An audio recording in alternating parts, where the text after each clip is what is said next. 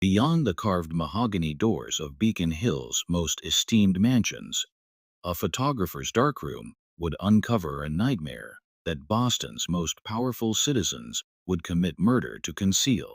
In the year 1887, Edgar Hartwell, a well-known master of Memento Mori photography, developed what he assumed would be ordinary post-mortem portraits of the wealthy Piton family's father. His silver nitrate plates, however, captured proof of the most coldly premeditated homicide in the history of Massachusetts. What had begun as a family's last tribute to their dead father transformed into a lethal struggle for life after Hartwell's pictures showed bite marks on the fingernails of the corpse, defensive injuries artfully hidden by funeral cosmetics, and, most chillingly, the clear look of a man who recognized his murderers all too well.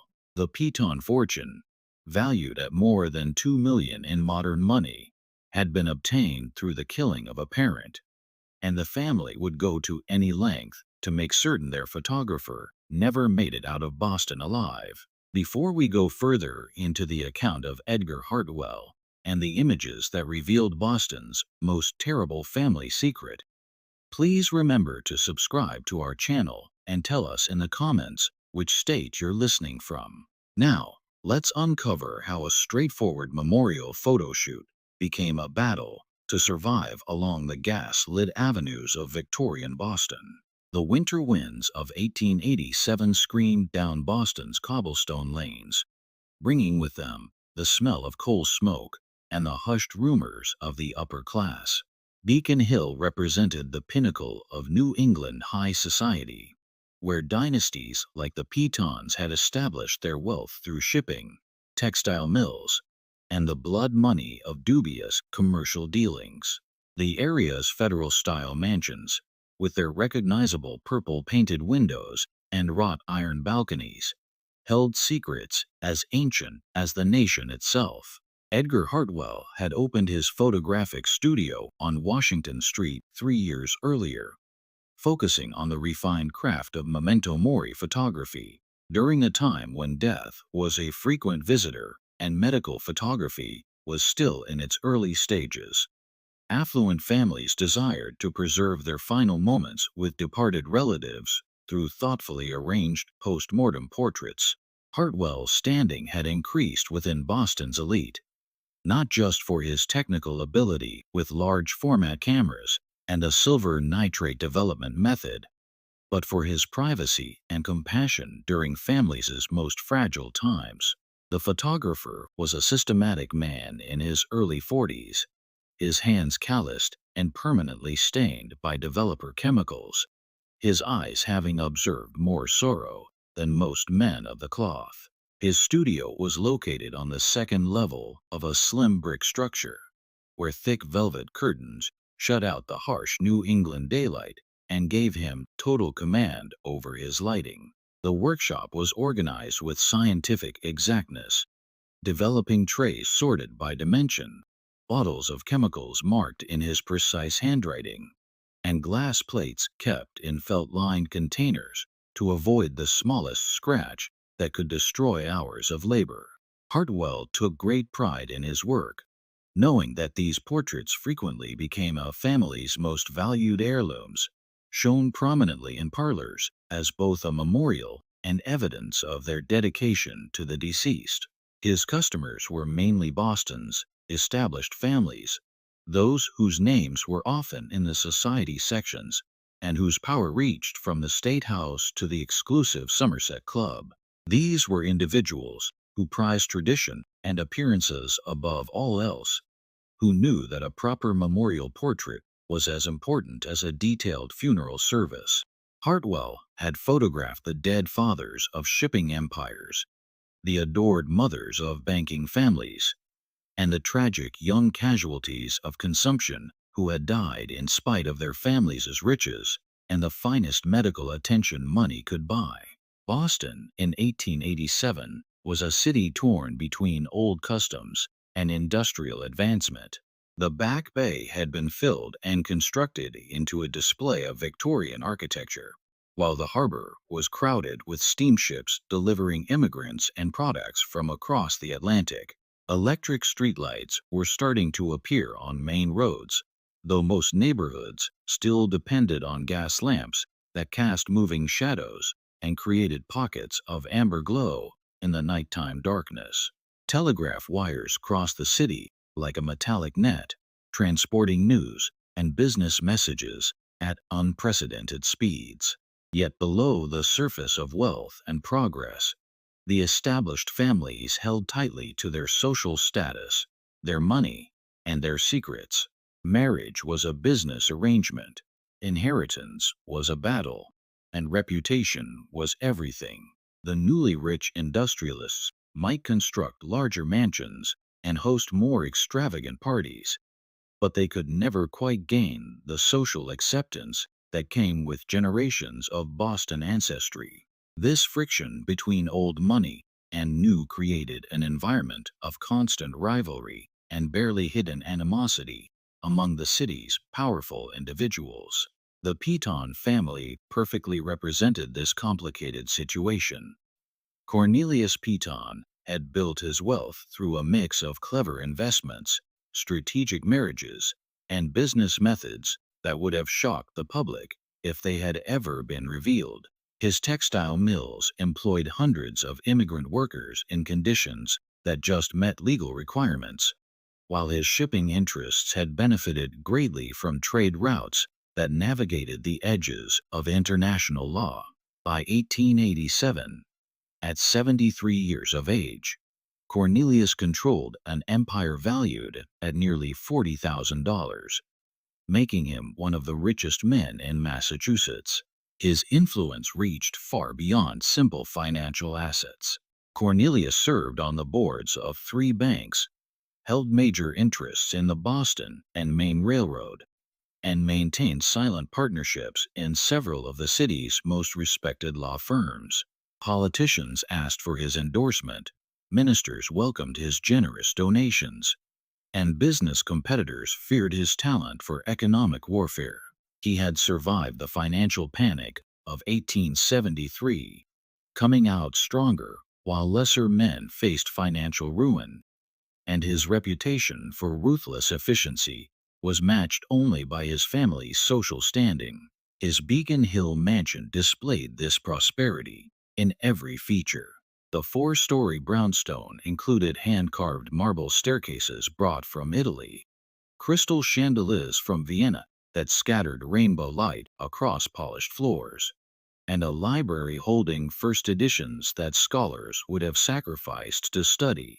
Persian rugs covered floors made of Honduras mahogany, while oil paintings by European masters decorated walls covered in hand-printed silk wallpaper from France.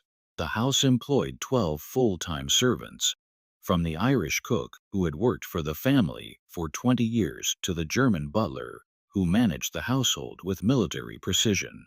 The telegram arrived at Hartwell's studio on a gloomy February morning, delivered by a boy whose boots left muddy tracks across the photographer's carefully maintained floors. The message was short and formal. Cornelius Piton, deceased. Family requests immediate memorial photography. Highest compensation assured. Piton residence, Beacon Hill. Urgent attention required. The paper carried the Piton family seal pressed into dark blue wax with the authority of generations. Hartwell knew the name immediately. The Piton family was Boston royalty, their power extending from the State House to the city's most exclusive social clubs. This job would not only provide significant income, but would also secure his reputation among the city's most powerful circles. He collected his equipment systematically. The large format camera, with its brass fittings and leather bellows, glass plate holders wrapped in felt, bottles of developer and fixer sealed with cork and wax, and the portable lighting equipment that let him work in clients' homes. A trip to Beacon Hill took him through streets lined with elm trees, their bare branches creating complex patterns against the cloudy sky.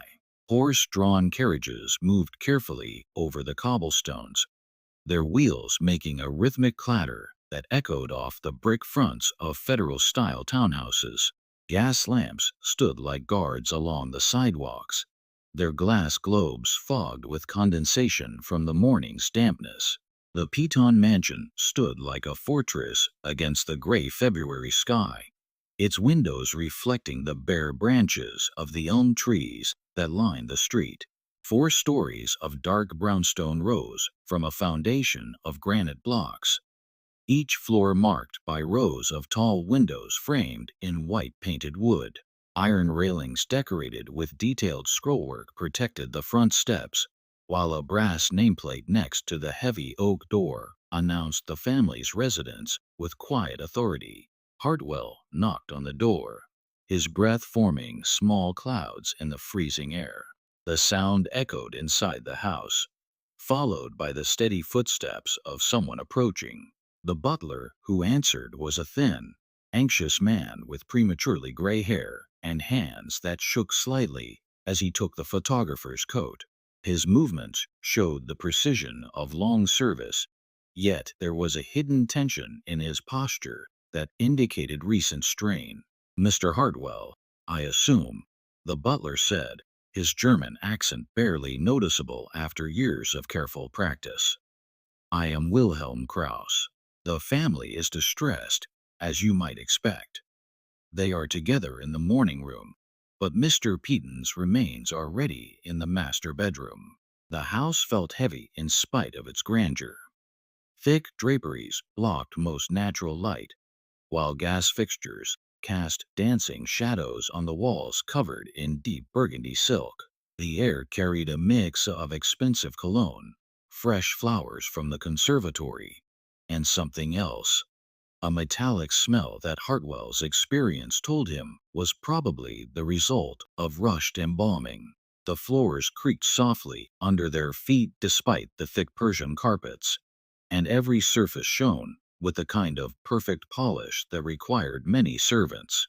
As they climbed the marble staircase, its banister carved from a single piece of mahogany and polished to a mirror finish, Kraus spoke quietly about the family's sorrow and their wish for privacy during this hard time. His words had the practiced rhythm of a man used to handling visitors during crises, yet there was something artificial about his manner, as if he were reciting lines from a script rather than showing real feeling. The second-floor hallway extended in both directions, lined with portraits of Piton ancestors, whose severe faces seemed to watch their progress. Oil paintings in gilt frames showed ship captains and merchants, elegant ladies in Empire waist dresses, and gentlemen in Revolutionary War uniforms. The family's history was displayed here like a gallery of accomplishment, each generation adding to the legacy of wealth and influence that Cornelius had inherited and expanded. The master bedroom was a monument to wealth and refinement. Cornelius Piton lay in state on the enormous 4-poster bed, its mahogany frame carved with nautical themes that honored the family's shipping heritage. The bed itself was draped in midnight blue silk, while the body was clothed in Cornelius's finest evening wear, a black tailcoat with silk lapels, a starched white shirt with pearl studs, and a silk cravat tied in the exact Windsor knot that had been his signature in life. The funeral director had done his job well. The corpse looked peaceful, hands folded across the chest in the traditional pose of rest, gray hair combed perfectly and held with pomade that created an artificial shine under the gaslight. His face had the waxy color typical of recent embalming, yet the features kept enough of their living character to suggest the powerful personality that had dominated Boston business circles for decades. Yet something felt odd to Hartwell the moment he entered the room. The lighting was unusual for the time of day, suggesting the heavy curtains had been closed for some time, and there was a faint but definite smell of carbolic acid, usually used to hide other odors during the embalming process. More concerning was the arrangement of the room itself. Furniture had been shifted to make space for the photographic session, but the placement seemed deliberate rather than natural, as if someone had spent significant time planning the visual composition. The family has particular requests for the positioning, Krauss explained, looking at a piece of paper with handwritten notes in what looked like Margaret Peaton's neat script. They wish to be photographed individually with Mr. Peaton, each in poses that show their special relationship with the deceased. As if called by this explanation, the family members started arriving in the bedroom one by one. Hartwell had seen grief in many forms during his career, but the Peaton family's behavior seemed strange from the beginning. There was a hidden tension in their interactions, quick looks exchanged when they thought he wasn't watching, and a forced quality to their expressions of sorrow that felt more like acting than genuine. Margaret Peaton, the widow, was a handsome woman in her late 50s with steel gray hair styled in an elaborate bun secured with tortoiseshell combs. Her black mourning dress was perfectly tailored in the latest fashion, with jet buttons and detailed beadwork that spoke of great expense, but her hands shook as she placed herself next to the bed. "I want to be photographed holding his hand," she instructed, her voice steady, but her eyes constantly moving toward her adult children. "We were married 34 years. No one knew him better than I did." The photography session continued long into the afternoon, as each family member demanded multiple poses and specific arrangements. Hartwell worked methodically, adjusting his lighting apparatus and carefully measuring exposure times for each shot. The process of 19th century photography required patience and precision. Each glass plate had to be prepared with light-sensitive emulsion in his portable darkroom, exposed for several minutes while subjects remained completely still, then immediately developed in his chemical baths before the silver nitrate could degrade. The eldest son, Theodore, was a man of 38, with his father's strong jaw and calculating eyes, though his features lacked the paternal authority that had made Cornelius so powerful in business circles. His mourning clothes were flawless: a black frock coat tailored on Savili Row, a silk vest with obsidian buttons, and polished Oxford shoes that reflected the gaslight. Yet Hartwell noticed mud on those expensive shoes, despite the butler's earlier efforts to clean the floors, suggesting Theodore had been outside recently in weather that would dirty such fine footwear. "I should be photographed with my hand on his shoulder," Theodore announced, his voice carrying the entitled tone of a man used to having his orders obeyed without question. As his heir and business partner, I was his right hand in all things. The positioning he requested placed him in a dominant stance beside the bed, his hand resting possessively on Cornelius's shoulder in a gesture that seemed more about claiming ownership than expressing grief. The youngest son, Frederick, barely 25 and looking little like his older brother, moved nervously as he waited his turn. Where Theodore showed confidence and authority, Frederick seemed anxious and uncomfortable, his fingers tapping against his thigh in a nervous rhythm that had marked his personality since childhood. His request was for a photograph of himself kneeling beside the bed, a pose that struck Hartwell as unusually submissive for a grown man. "Father always said I was his favorite," Frederick muttered, though his siblings' sharp looks suggested this claim was not only disputed but actively disliked. "I want that remembered." His words had a defensive quality, as if he were trying to convince himself as much as others of his special place in the family order. The daughter, Constance, was perhaps 30 years old, with dark hair and a complexion that spoke of recent sickness or emotional stress. Her mourning dress was fashionable, but seemed to hang loosely on her frame, suggesting recent weight loss. Her request was the most unusual. She wanted to be photographed placing a white rose on her father's chest while leaning down as if to kiss his forehead, a pose that struck Hartwell as inappropriately intimate for a woman of her age and social standing. "Daddy always called me his little princess," she said, her voice breaking convincingly with what appeared to be real emotion. "Even when I disappointed him with my choice of husband." This mention of marital problems added another layer to the family's complex dynamics, suggesting personal conflicts that went beyond simple business disagreements. As Hartwell set up his equipment for each individual portrait, he couldn't escape the feeling that he was watching a performance rather than genuine grief. Each family member seemed more worried about their pose and its meanings than with mourning their patriarch. They spoke in careful, measured tones when talking to him, but their whispered conversations among themselves carried hints of tension and barely hidden hostility. Furthermore, there was something about Cornelius Peden appearance that troubled the photographer's experienced eye.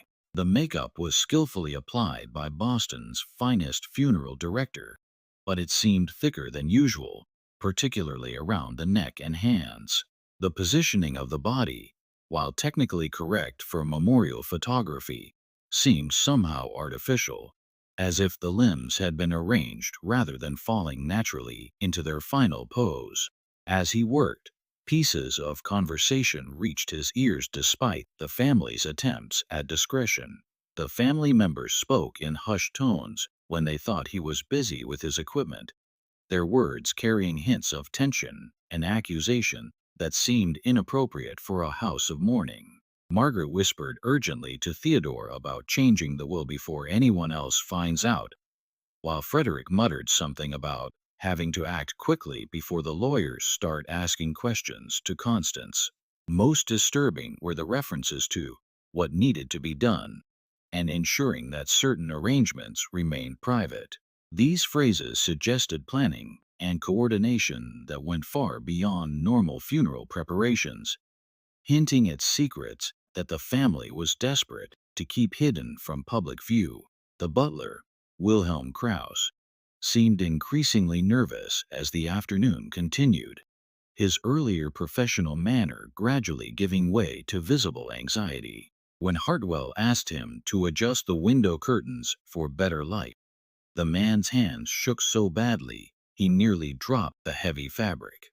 Beads of sweat had formed on his forehead, despite the February cold that filled the house, and his answers to simple questions had the stammering quality of a man under great stress. "Forgive me," Krauss stammered when he fumbled with the curtain cord. "This has been a most difficult time for the household. Mr. Peden's death was so sudden. We are all still adjusting to the shock of his passing." "When did he pass?" Hartwell asked, genuinely curious about the timeline for his own records and sensing a chance to gather more information about the circumstances.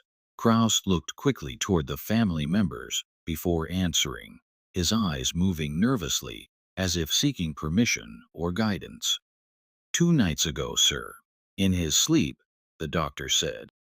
"Very peaceful, according to Dr. Morrison, who attended him, though he had complained of stomach pains earlier that evening during dinner." Something about this explanation didn't match Hartwell's observations, though he couldn't yet say exactly what bothered him. If Cornelius had died peacefully in his sleep 2 nights before, certain aspects of his current appearance seemed inconsistent with such a death. The photographer had developed a sharp eye for the signs of different types of death during his years of memorial work, and peaceful deaths usually left distinct characteristics in facial expression and body positioning that seemed missing here.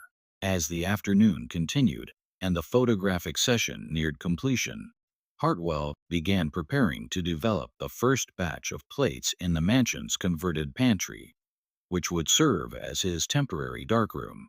The servants had cleared the space and installed the necessary equipment according to his instructions, creating a light-tight environment where he could process the glass plates with the toxic but essential chemicals of his trade.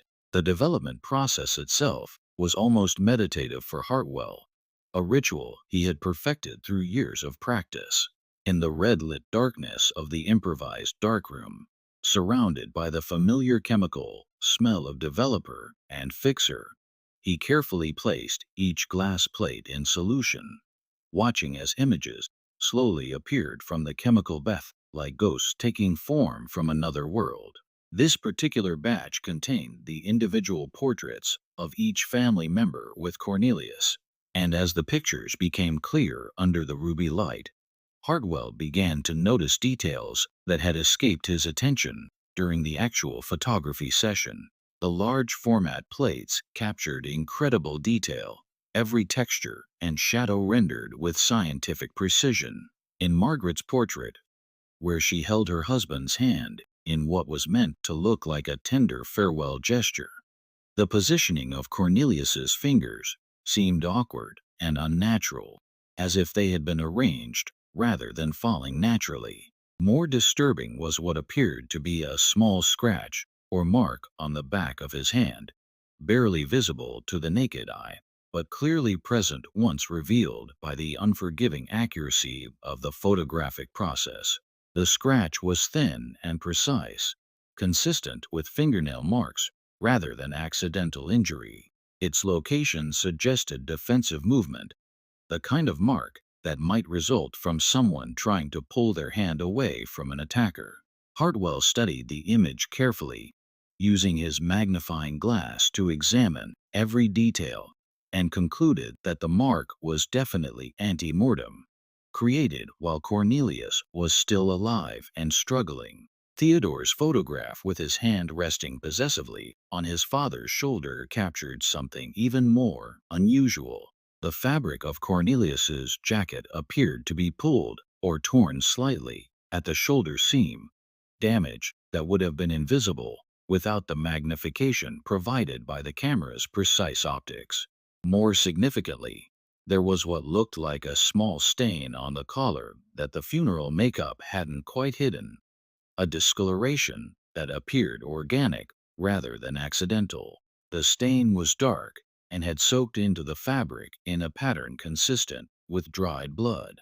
Its location near the neck area was particularly troubling, suggesting injury to a vital area that could have contributed to death. Hartwell had seen enough violence in his work with the police department's occasional forensic photography to recognize the signs of trauma when they appeared. But it was Frederick's portrait that made Hartwell's blood run cold and forced him to sit down heavily in the darkroom's single chair. In the kneeling position beside the bed, the angle of the photograph revealed Cornelius's profile more clearly than any of the other shots, capturing details that had been hidden by the lighting during the actual session. What Hartwell saw there defied the explanation of a peaceful death and filled him with growing horror. The expression on the dead man's face was not one of repose, but of unmistakable terror and anguish.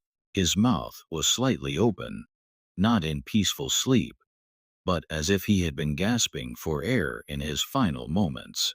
His eyes were not quite fully closed, and beneath the funeral director's careful makeup, there was a tension in his facial muscles that spoke of a death that had been anything but peaceful. The angle also revealed what appeared to be bruising around the neck area, marks that had been carefully hidden by the high collar of his burial shirt. Most disturbing of all was the positioning of Cornelius's hands in Frederick's photograph. While they appeared formally folded in other shots, this angle revealed that the fingers were actually clenched into fists, the knuckles white with rigor mortis.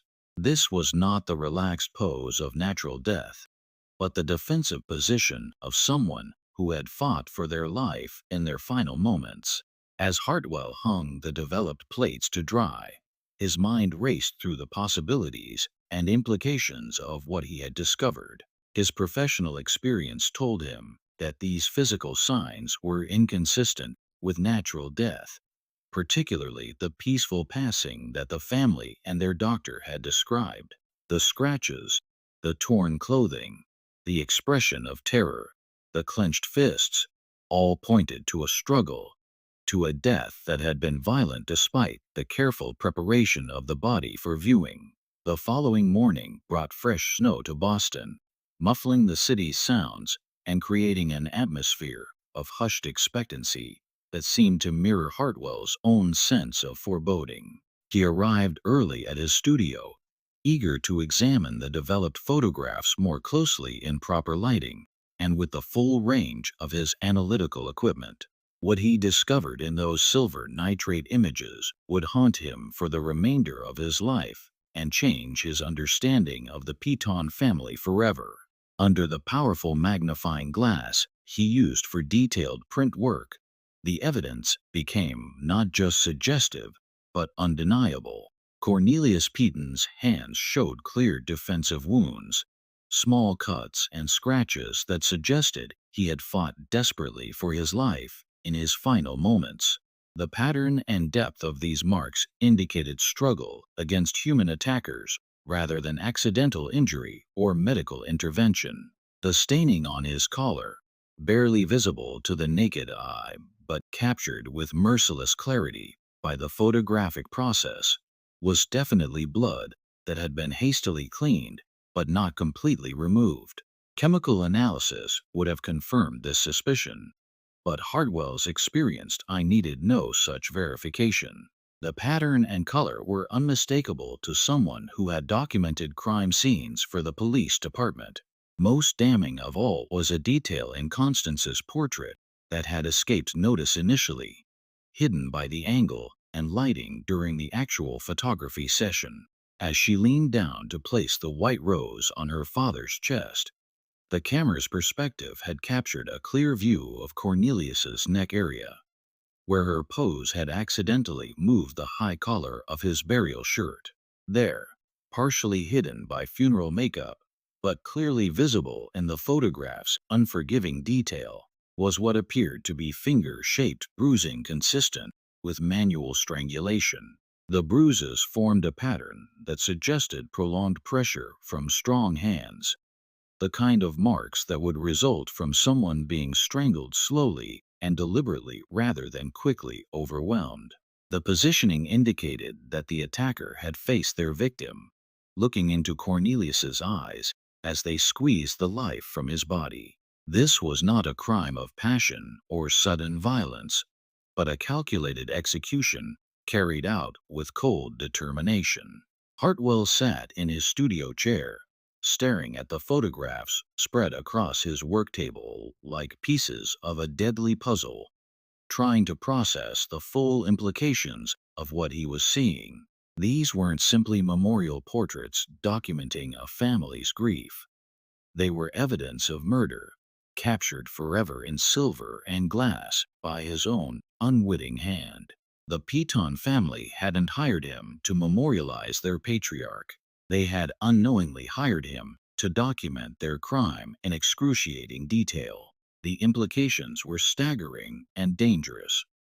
If Cornelius Piton had been murdered by his own family, the motive was clearly financial.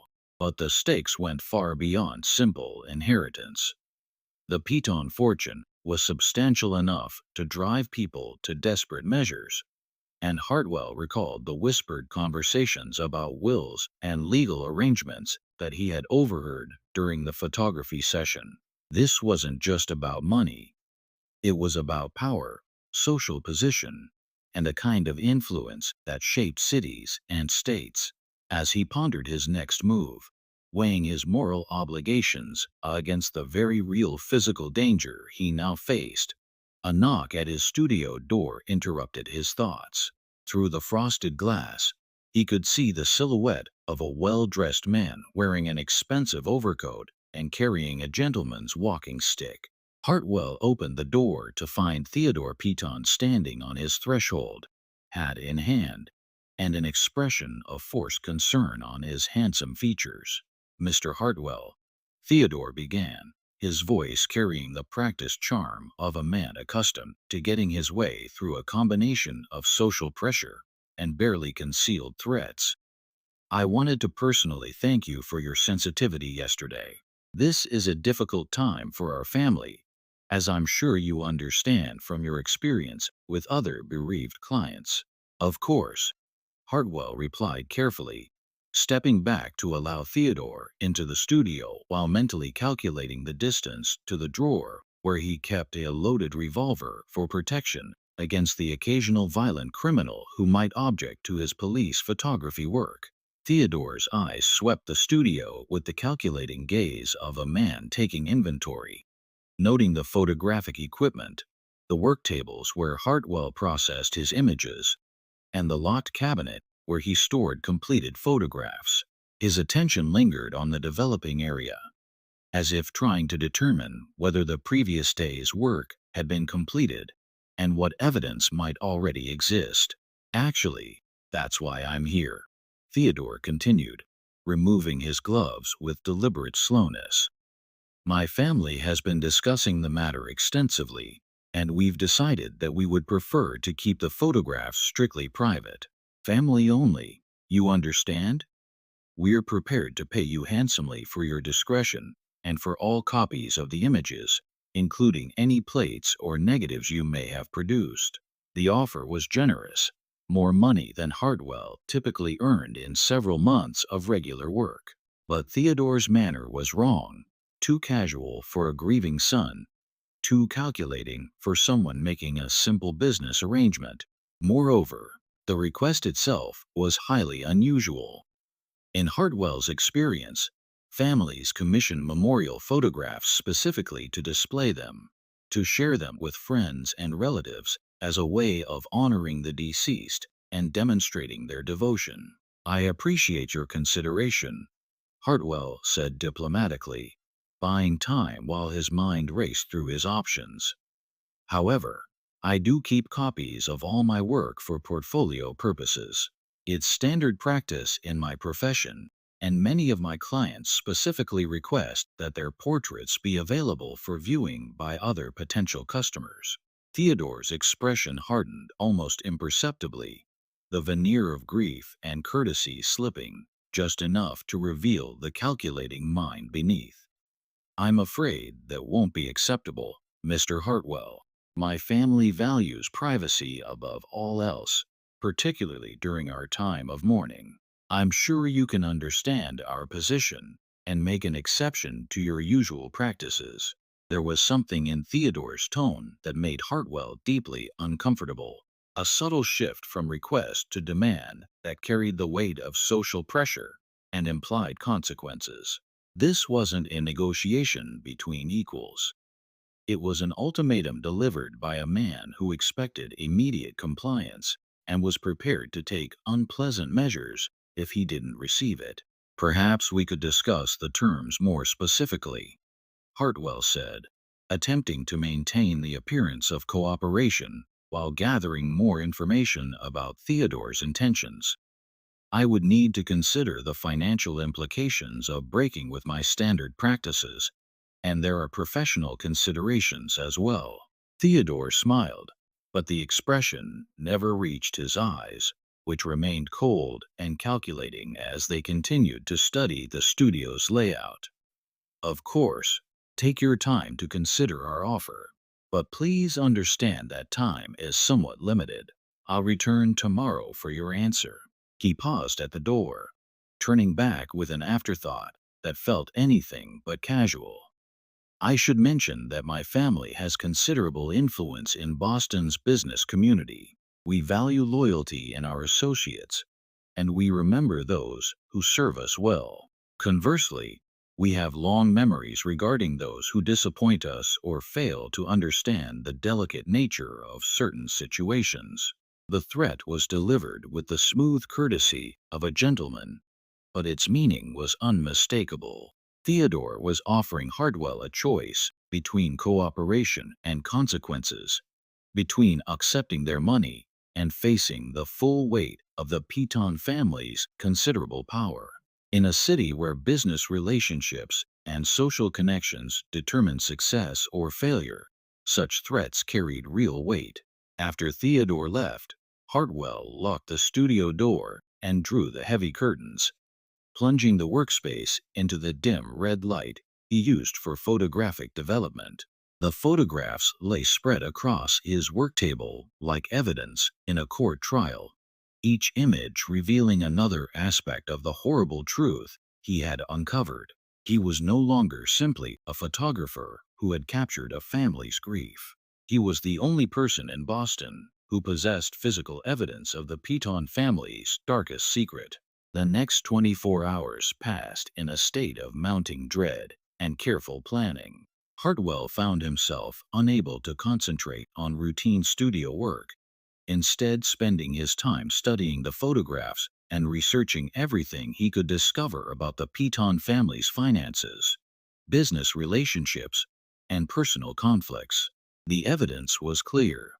Cornelius Piton had been murdered, almost certainly by members of his own family.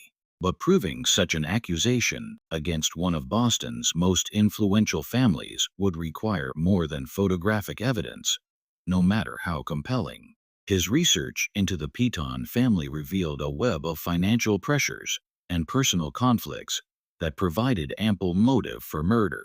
Through discreet inquiries at his gentleman's club and carefully worded conversations with fellow businessmen, he learned that Cornelius had been considering significant changes to his will in the weeks before his death. There were rumors of heated arguments about business decisions, disputes over marriages and lifestyle choices, and growing tensions between the aging patriarch and his adult children, who had expected to inherit his empire without interference. Most significantly, Hartwell discovered that Cornelius had recently begun asking pointed questions about irregularities in the family business accounts, inconsistencies that suggested either gross mismanagement or deliberate embezzlement. Theodore, who had managed much of the day-to-day operations for the past several years, was reportedly furious about his father's increased scrutiny and demands for detailed financial records that could expose years of questionable practices. Dawn broke gray and cold over Boston as Edgar Hartwell made his desperate decision, the weight of moral obligation finally overcoming his very reasonable fear for personal safety. The failed attack at his studio had eliminated any possibility of negotiation or compromise with the Piton family. He possessed evidence of their crime, and they would certainly kill him to protect their secret rather than risk exposure. His only chance of survival was to expose them before they could silence him permanently. But doing so would require careful planning and multiple safeguards. Hartwell spent the early morning hours making multiple copies of the most incriminating photographs, using his finest photographic paper and most careful techniques to ensure that every detail was preserved with perfect clarity. He prepared 6 complete sets, hiding them in different locations throughout the city like a man distributing pieces of a treasure map. One set went to his banker with sealed instructions that it be opened if anything happened to him, while another was delivered to his sister in Providence, along with a detailed letter explaining the situation and requesting that she contact the authorities if she didn't hear from him within a week. The most dangerous gambit involved taking the original photographs directly to the Boston Police Department. Despite his knowledge that the Piton family's influence extended throughout the city's power structure, including significant portions of law enforcement, Hartwell hoped that the graphic evidence would be compelling enough to force an official investigation, despite any political pressure or corruption that might protect the family. Detective Inspector Michael O'Brien was a career policeman with a reputation for honesty and thoroughness that had earned him respect throughout the department. Irish by heritage, but Boston-born, he had worked his way up through the ranks despite the prejudices that limited opportunities for Catholic officers in a predominantly Protestant power structure. When Hartwell appeared at his office with a leather portfolio of photographs, O'Brien initially assumed he was dealing with a routine matter involving insurance fraud or divorce proceedings. The reality was far more shocking than anything the detective had encountered in 20 years of police work. As Hartwell spread the memorial photographs across O'Brien's scarred wooden desk and began pointing out the evidence of violence, the detective's expression grew increasingly grim. The defensive wounds clearly visible on Cornelius's hands, the signs of strangulation around his neck, the expression of terror frozen on his dead face, all were indisputable once attention was directed to them. "This is a serious accusation, Mr. Hartwell," O'Brien said, studying the photographs with a magnifying glass while his assistant took careful notes. "The Piton family has considerable influence in this city, connections that reach into every level of government and business. If we pursue this investigation, and you're wrong, both our careers will be over before the week is out." "I'm not wrong," Hartwell replied firmly, his voice steady despite the magnitude of what he was alleging. "Look at the evidence, detective. That man didn't die peacefully in his sleep, as his family claims. He was murdered in his own home by people he trusted, and his killers posed with the body to create an alibi of grief and devotion." O'Brien was ultimately convinced by the photographic evidence, but his years of experience with Boston's complex political landscape made him insist on conducting a discreet preliminary investigation before making any arrests. This caution, while professionally sound, would prove to be a fatal mistake for everyone involved. Within hours of Hartwell's visit to police headquarters, word of the investigation reached the Piton family through their extensive network of political allies and corrupt officials who had been placed in key positions throughout the city government. Theodore Piton's response was swift, ruthless, and characteristic of a man who had inherited his father's capacity for decisive action when faced with existential threats. Rather than flee Boston or attempt to destroy evidence, he decided to eliminate the threat at its source through direct violence. That evening, as Hartwell walked home from a late dinner at his neighborhood tavern, he was accosted by three men in a dark alley near his studio. The attack was vicious and coordinated, planned with the same methodical precision that Theodore brought to his business dealings. Two men held Hartwell, while the third, whom he recognized with growing horror as the same servant who had attempted to break into his studio, approached with a knife gleaming in the gaslight.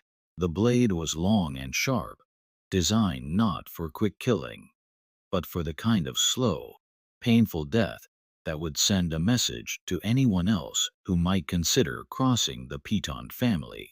But the photographer had anticipated this possibility and had prepared for it with the thoroughness that marked all his professional work. Hidden in his coat was a small pistol, a precaution he had taken after the previous night's break-in attempt. The weapon was a Smith & Wesson revolver, compact but deadly at close range, purchased from a gunsmith who asked no questions about his customer's intentions.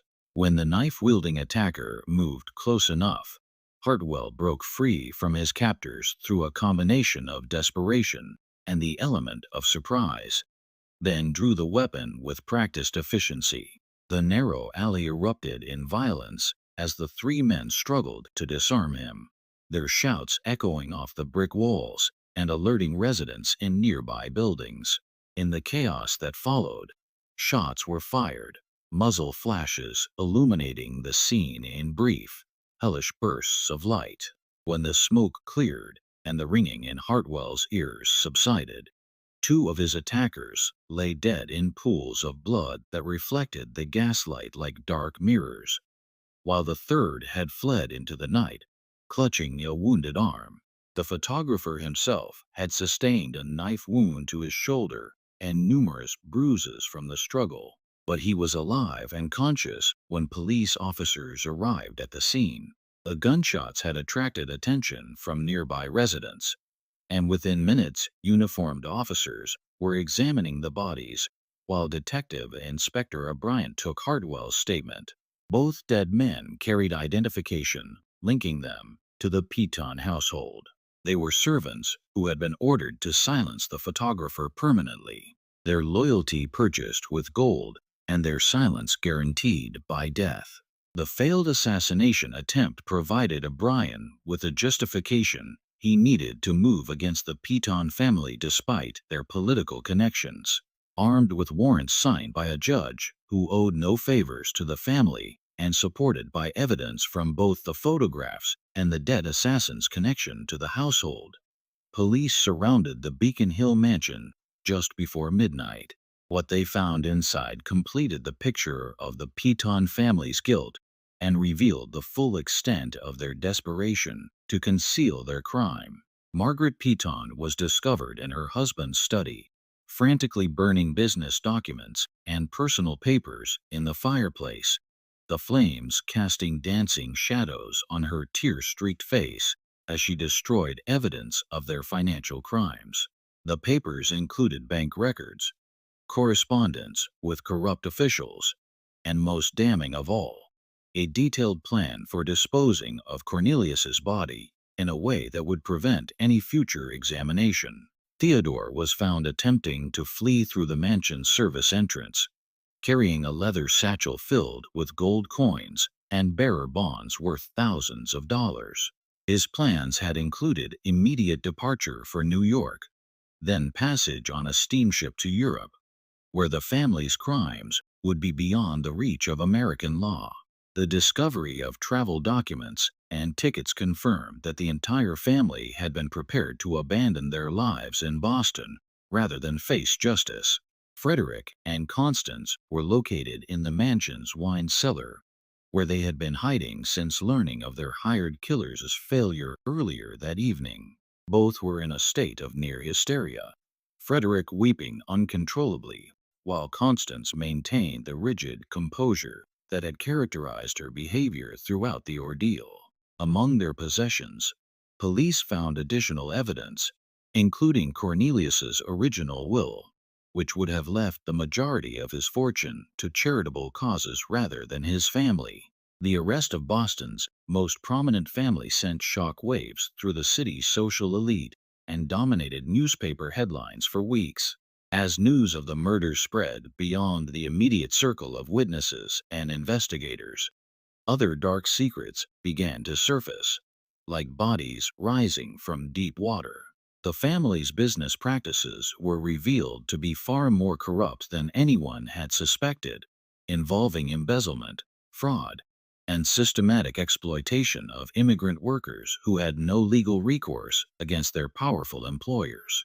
The trial of the Piton family became the most sensational legal proceeding in Boston's history, drawing spectators from across New England and newspaper correspondents from major cities throughout the country. Edgar Hartwell's photographs served as the primary evidence, their stark black and white imagery telling the story of murder more effectively than any witness testimony could have achieved. The images were displayed on easels in the courtroom, allowing jurors to examine every detail of the violence that had been inflicted on Cornelius Piton. The defense attorneys, among the finest legal minds that money could retain, argued desperately that the images were misleading, that the apparent signs of violence could be explained by natural post-mortem changes or standard embalming procedures.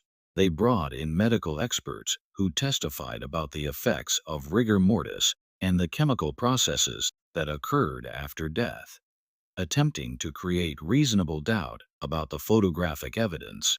However, the prosecution's case was strengthened by additional evidence uncovered during the investigation that followed the family's arrest. The family physician, who had signed Cornelius's death certificate, was revealed to have been paid a substantial sum to falsify the cause of death. His bank records showing a deposit of $500 made the day after the alleged natural death. Under pressure from prosecutors, he eventually confessed to the falsification and agreed to testify against his former clients. Wilhelm Krauss, the German butler whose nervous behavior had been noted by Hartwell during the photography session, proved to be the prosecution's most valuable witness. Facing charges as an accessory to murder, he agreed to provide detailed testimony in exchange for immunity from prosecution. His account of the murder was methodical and damning, delivered in heavily accented English that nonetheless conveyed the horror of what he had witnessed. According to Krause's testimony, the family had gathered for dinner on the night of February 14, 1887, ostensibly to celebrate Cornelius's 73rd birthday. The patriarch had become increasingly suspicious of irregularities in the family business accounts over the preceding weeks and had announced his intention to conduct a comprehensive audit that would certainly expose years of embezzlement and fraud. More immediately threatening to his family's interests, he had declared his intention to change his will, cutting off those family members he believed were stealing from him and leaving the majority of his fortune to charitable causes. The murder itself was a collaborative effort that demonstrated the family's capacity for calculated evil. Margaret had prepared a special birthday cake, incorporating enough arsenic to make her husband violently ill, but not immediately fatal. The poison was intended to create the symptoms of natural illness that would explain his subsequent death. As Cornelius writhed in agony from the poison, doubled over with stomach cramps and nausea, Theodore had strangled him with a silk necktie, while Frederick and Constance held his arms to prevent him from defending himself. The death had been agonizing and terror-filled, lasting several minutes as Cornelius realized that his own family was murdering him for his money. His final moments were spent looking into the faces of the people he had loved and provided for, understanding at last the depth of their greed and the price of his trust. The defensive wounds on his hands had been inflicted as he struggled desperately against his children's grip, while the expression of terror captured in Hartwell's photographs reflected his final realization of their betrayal.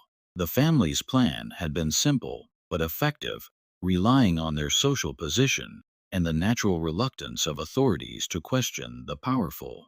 They would claim that Cornelius had died peacefully in his sleep after complaining of stomach pains, produce a medical certificate confirming natural causes, and proceed with a quick private funeral that would preclude any detailed examination of the body. The memorial photographs were intended to support their narrative of grief and devotion, creating a visual record that would deflect any future suspicions about their father's death.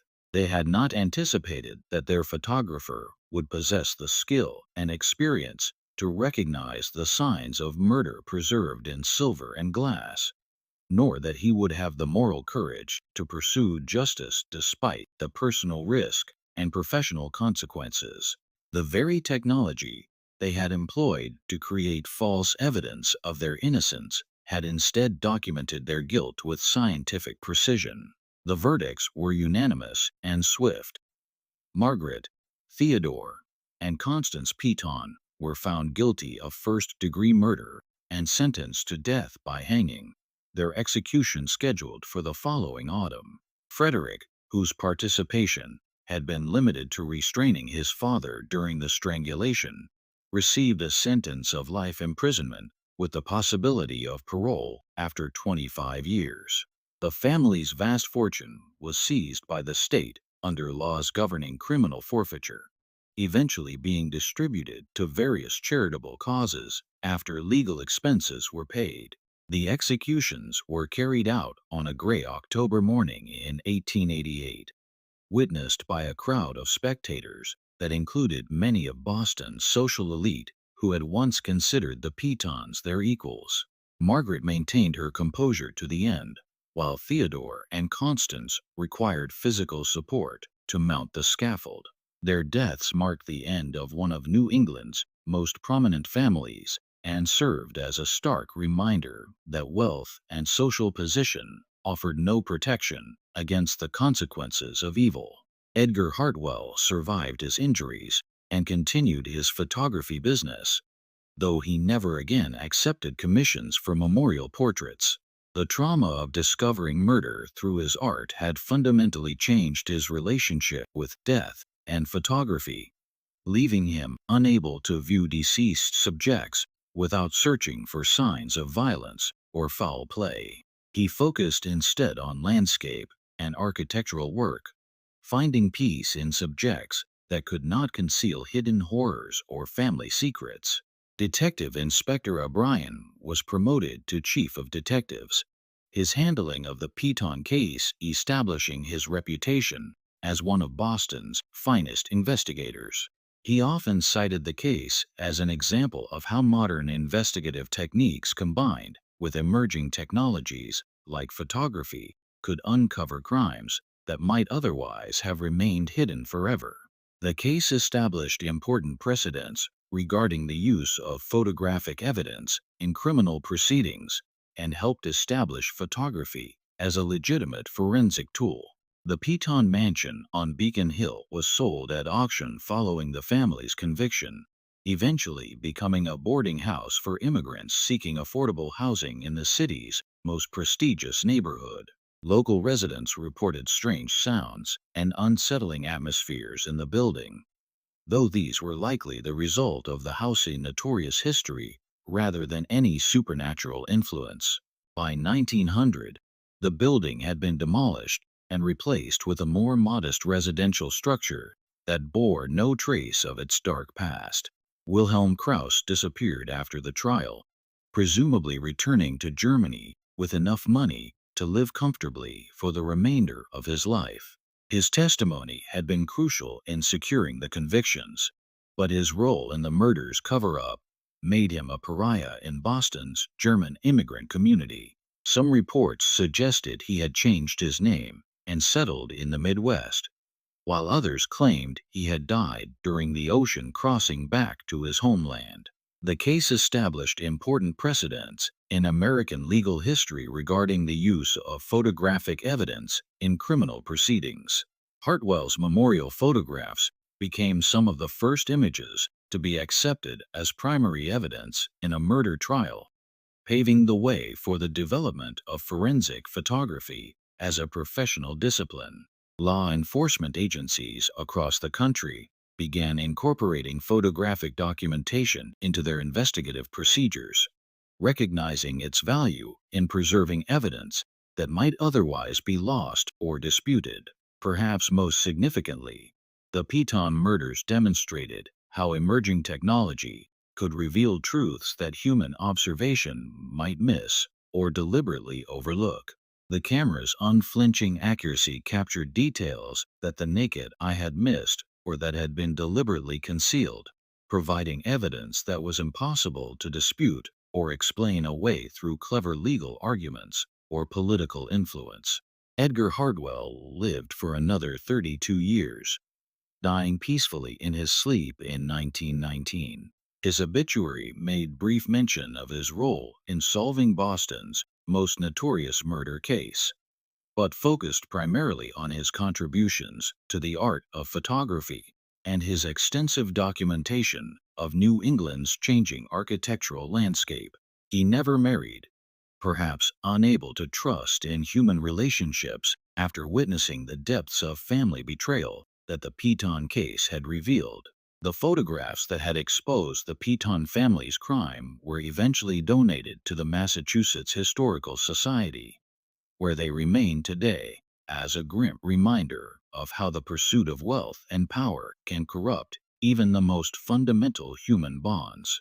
They serve as testament to the truth that no secret, however carefully guarded, can remain hidden forever when exposed to the revealing light of justice and the uncompromising eye of the camera. This mystery shows us that even in an era before modern forensic science, careful observation of physical evidence could expose the most carefully planned crimes. The Piton family believed that their wealth and social position would protect them from scrutiny, but they underestimated both the power of photographic truth and the courage of an ordinary man who refused to be silenced by threats and violence. What do you think of this story? Do you believe everything was revealed about the Piton family's secrets? Or might there have been other victims of their greed? Leave your comment below and share your thoughts about how photography changed criminal investigation forever. If you enjoyed this tale and want more horror stories from America's dark past, subscribe, hit the notification bell, and share with someone who loves historical mysteries. See you in the next video.